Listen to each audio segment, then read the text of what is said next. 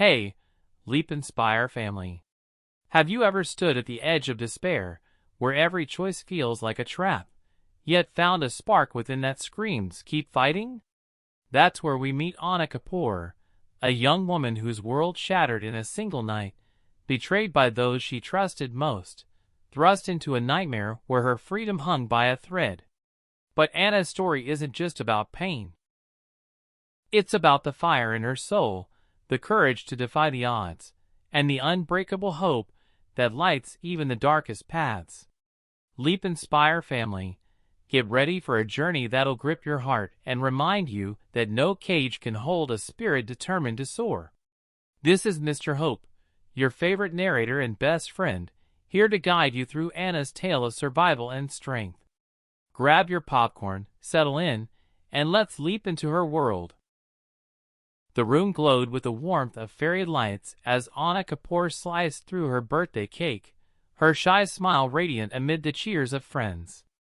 At 25, she wasn't surrounded by luxury, but the love in that small apartment made her feel like the richest woman alive.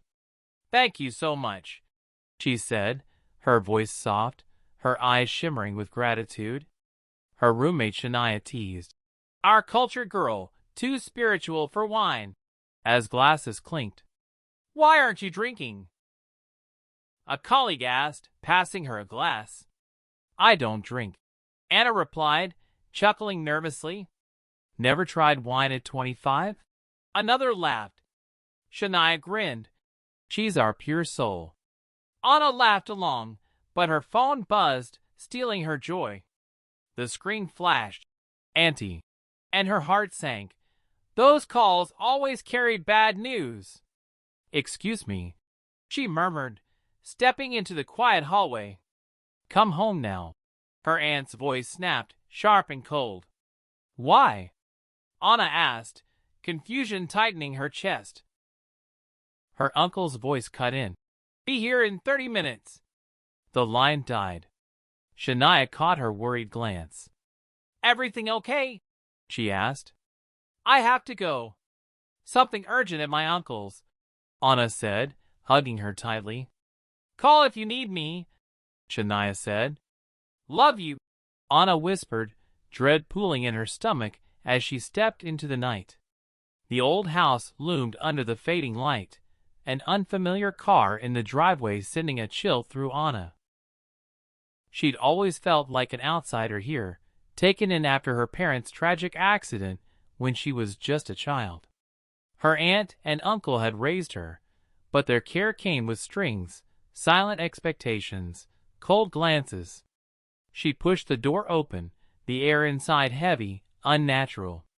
Two strangers sat on the worn sofa, their postures too casual, their eyes too bold. One stood, circling her slowly, his gaze crawling over her like an unwanted touch. "What's your name, Barbie?" he asked, his tone dripping with mockery. Anna's skin prickled, but she held her ground. Her uncle snapped, "Anna!" "Answer him." "Anna Kapoor," she said, voice steady despite the fear clawing at her. The man nodded, exchanging a look with her uncle. "We're ready to accept your offer," he said. Anna's breath hitched. "Offer? What offer?" she demanded, her voice sharper than she intended. The man reached for her arm. She recoiled. "Why would I go with you?" Her uncle's voice was low. "Come, Anna, let's talk privately." Her aunt followed, her presence like a shadow. In a back room, her uncle's tone softened, but it carried a weight that chilled her. "I raised you like my daughter after the accident," he began. Anna cut in. "Please, not that story again." He pressed on, hands trembling as he took hers. "We're in deep debt. The house, everything, it's gone." They offered help. Silence fell, heavy and suffocating. Anna's voice cracked. "You're selling me?" Her aunt's tone was ice cold. "Don't be dramatic. We've done enough for you. You had a choice." Anna shouted, her heart breaking. "Why not your daughter?" Her aunt's hand cracked across her cheek, sending her to the floor. "Don't forget your place," she hissed. Anna stood, trembling but defiant. "I'm not going with them." She bolted for the door, heart pounding, but a stranger grabbed her, lifting her off the ground. "Let me go!" She screamed, tears streaming as she kicked. Her uncle hesitated, his eyes flickering with something, guilt, before he turned away. "Take her," her aunt said. Anna twisted free, stumbling, only to be caught again. A cloth pressed to her nose, the sharp scent stealing her breath. "Mama, Daddy, help me," she thought as darkness claimed her. Anna awoke on a cold, unfamiliar floor, her head throbbing, her body aching. Quiet sobs filled the air, and as her eyes adjusted to the dim light, she saw them, dozens of girls, some barely teens, their faces painted with fear. The room was a cage, windowless, suffocating. Anna struggled to sit up, her heart racing. "So you're awake, Barbie," a voice sneered from the doorway.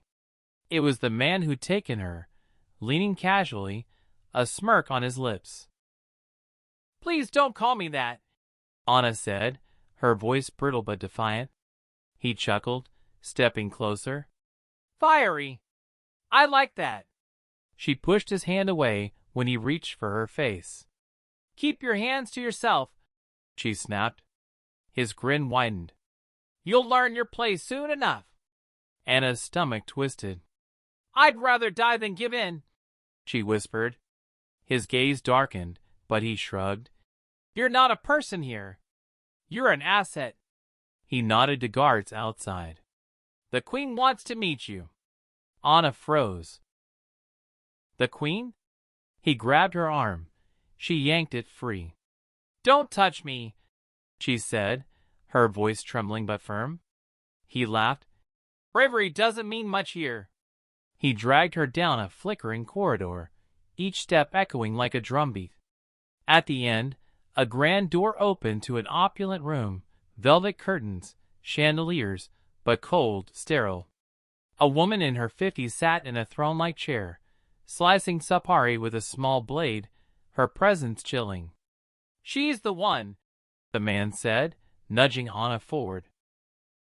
The Queen's eyes narrowed, studying her. "Quite ordinary," she muttered. "But I see it now, a certain strength." The man added. "She fights back. Thinks she's free." The Queen smirked. "She'll be broken soon." Anna clenched her fists. "I'm not staying here," she said, voice low but resolute.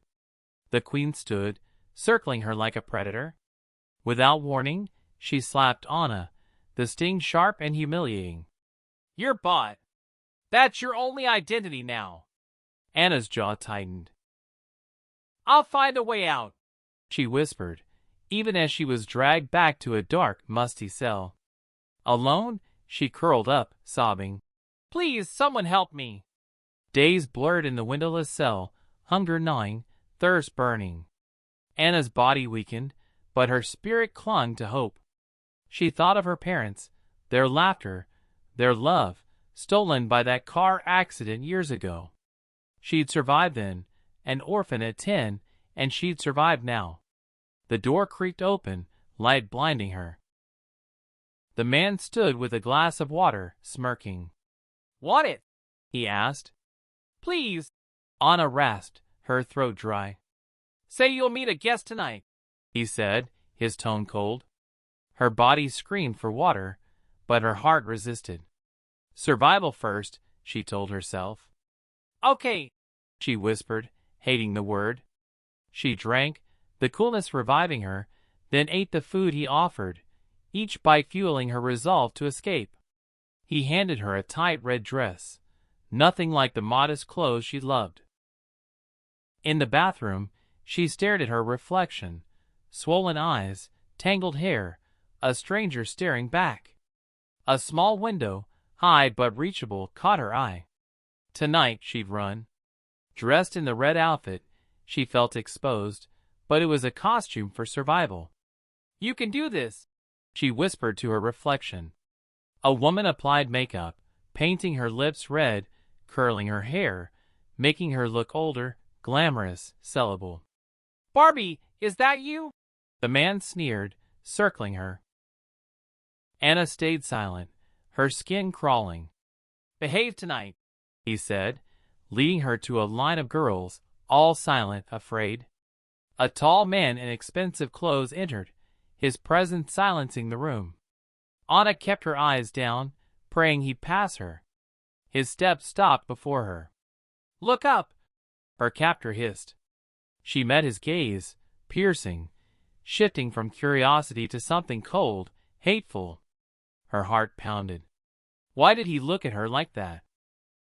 He chose the girl beside her, but his stare lingered, haunting her as he left. Back in the shared room, Anna waited until the others slept, then crept toward the bathroom. Muffled sobs stopped her. A girl, dragged to the queen's chamber, begging not to be punished for trying to escape. Anna hid, watching as the queen ordered, "Punish her. Let them see." Anna's voice broke free. "No." All eyes turned. The queen's stare was lethal. "Who said that?" Anna shrank back, her knees trembling. The queen stepped closer, her voice ablade. "You speak too often. Shall I silence you?" Anna shook her head, fear choking her. The queen turned to the guards, and Anna closed her eyes, praying for a miracle. 2 weeks passed, Anna dodging the worst by sheer luck, illness 1 week, overlooked the next. But the man returned, walking straight to her.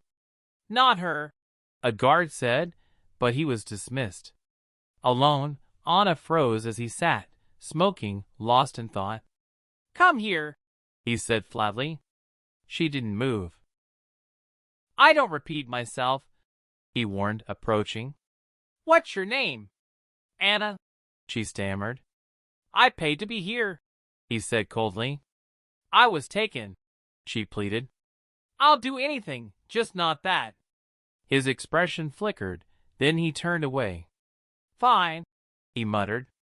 Later, waking under his weight, Anna panicked, but her clothes were intact. Relief flooded her.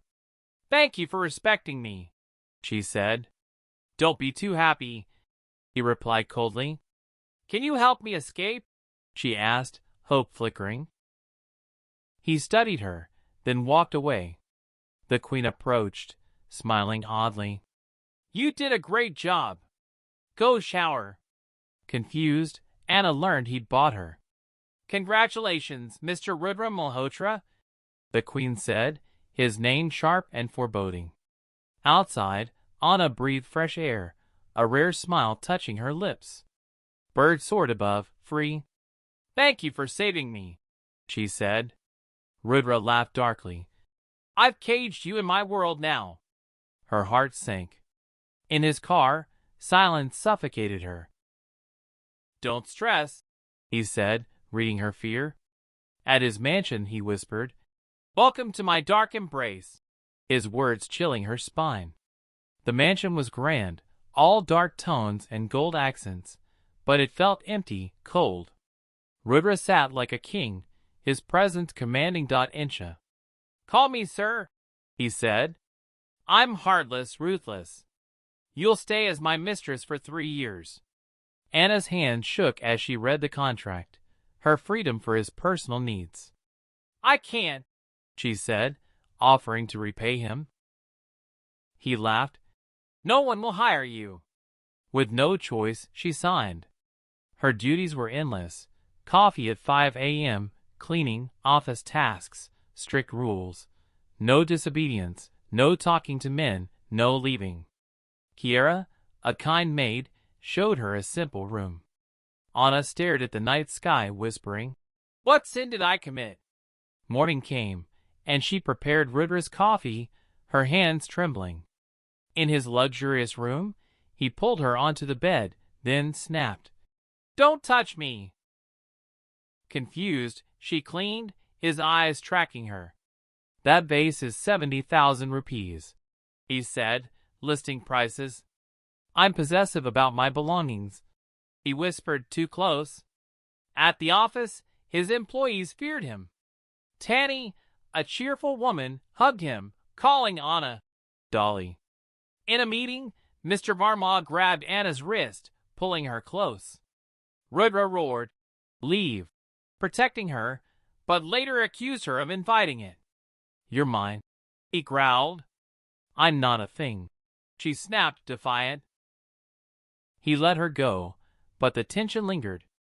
A week later, in the bathroom, Rudra scolded her for hot water, pushing her into the scalding tub. "It burns," she gasped. He pulled her out, then turned on a cold shower, caging her. His lips brushed her jaw, her neck, stealing her first kiss. Shame flooded her as her body reacted. "Fuck it," he muttered, kissing her fiercely. She froze, unresponsive. He stopped roaring, "Get out!" Alone, Anna curled up, hating herself. Rudra called her to pack his bag. A sneeze broke a bottle. "Strip," he ordered. Terrified, she clutched her dress as he unzipped it, but he stopped. Days later, Anna found solace in the library, but Rudra's voice shattered her peace, accusing her of another mistake. Each day tested her, but she clung to hope, her parents' memory fueling her. She'd survive, escape, reclaim her life. Leap Inspire family, Anna's courage teaches us that even in the darkest cages, hope is our wings. Will she break free? Type Episode 2 in the comments and subscribe to Leap Inspire for more stories that lift your soul. This is Mr. Hope, your bestie, signing off. Keep leaping, keep shining.